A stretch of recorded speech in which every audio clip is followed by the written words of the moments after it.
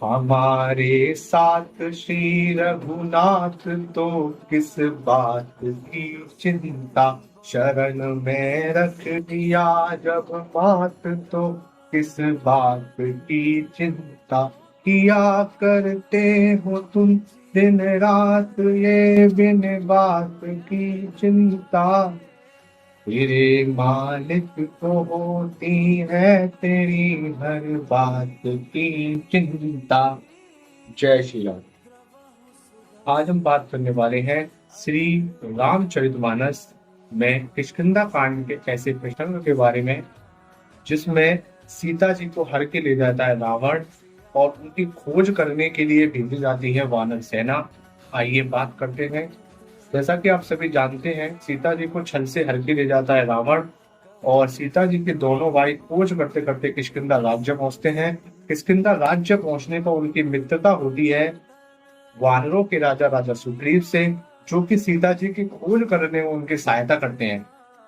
और जब सहायता करते हैं उनकी, तो वानरों की टोली आठों दिशाओं में भेजी जाती है कि सीता जी का पता लगाने के लिए कि रावण जो है सीता जी को कहाँ लेकर गया है।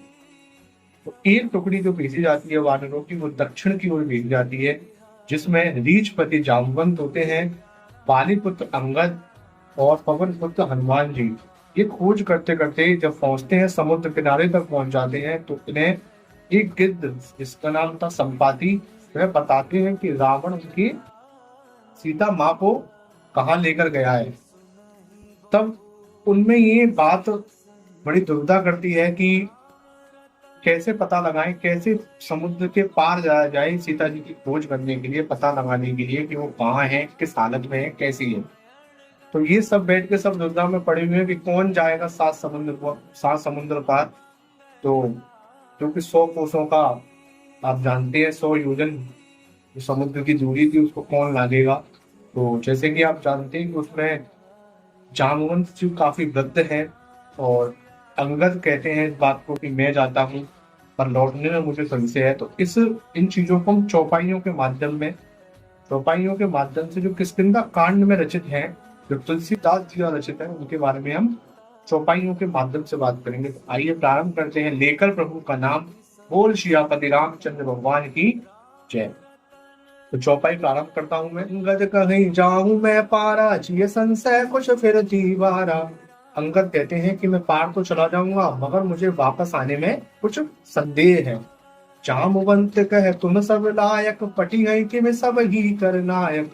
जामवंत कहते हैं अंगद जी कि तुम सब लायक हो, जाने में भी सहायक, जाने में भी सक्षम हो और वापस आने में भी सक्षम हो, मगर एक सेना के नायक को हम कैसे भेजें, क्योंकि नायक बनाकर भेजा गया था अंगद जी को। तो हम सभी सेना को पीछे करके नायक को नहीं भेजा जा सकता। सेना को लीड कौन करेगा, अगुवाई कौन करेगा, इसलिए अंगद जी को भेजने से इनकार करते हैं जामवंत सिंह। कहि रीच पति सुनि हनुमाना, काचु प्रसाद रहे बलवाना। कहे रीचपति, जामवंत जी कहते हैं हनुमान जी से कि हे पवन पुत्र, हे बलवान, आप क्यों चुप्पी साधे हुए बैठे हुए हैं, आप तो कुछ कहिए। पवन तनय बल पवन समाना, बुद्धि विवेक विज्ञान निधाना। पवन तनय, पवन के आप पुत्र हैं और पवन के समान आप में बल है और बुद्धि विवेक और विज्ञान के खजाने हो, भंडार हैं आप। कवन जो काज कठिन जग माही, जो नहीं हो तात तुम पाही। कवन जो काज, ऐसा कौन सा काम है जगत में जो आपसे नहीं हो सकता। ऐसा कौन सा काम है जगत में, जामवंत जी कहते हैं हनुमान जी के, ऐसा कौन सा काम है, ऐसा कौन सा कठिन काम है जो आप नहीं कर पाएंगे, आप सभी कार्य को करने में सक्षम है। राम काज लग तब अवतारा, सुनतई भयहु पर्वताकारा। राम काज के लिए आपका अवतार हुआ है, ऐसा सुनते हनुमान जी पर्वत के आकार के हो गए। कनक वरन तन तेज विराजा, कनक मतलब सोना, वरन तन, आपका जो शरीर है जितना बड़े हो गए तो सोने के समान शरीर चमकता है, इस प्रकार सोने के समान उनका शरीर चमकने लगा। मानव ऊपर गिरन कर राजा, गिरन मतलब पर्वत, मानव अपर मतलब दूसरा, ऐसे लगते हैं जैसे कि पर्वतों के राजा कहे जाते हैं सुमेरु, ऐसे दूसरे सुमेरु हो गए, ऐसे लगते हैं हनुमान जी महाराज इतने बड़े पर्वत के आकार के हो गए हैं जो कि सोने की तरह चमक रहे हैं। सिंहनाद करि बारहि बारा, लीलहु नामहु जलिन दिखारा। और बार बार सिंहनाद करते हैं, बार बार ओंकार भरते हैं और कहते हैं कि इस खारे समुद्र को मैं लीला में, खेल खेल में ही लांग जाऊंगा। सहित सहाय रावण ही मारी, आनऊ इहाँ त्रिकूट पारी। सहित सहाय, रावणों के सहायकों के साथ, रावण है उसके सहायक के साथ उसे मार दूं। और कहूँ तो जिस त्रिकूट पर्वत पर लंका बसी हुई है, उस त्रिकूट पर्वत को उखाड़ कर ले आऊं। ऐसा कहते हैं जामवंत को हनुमान जी।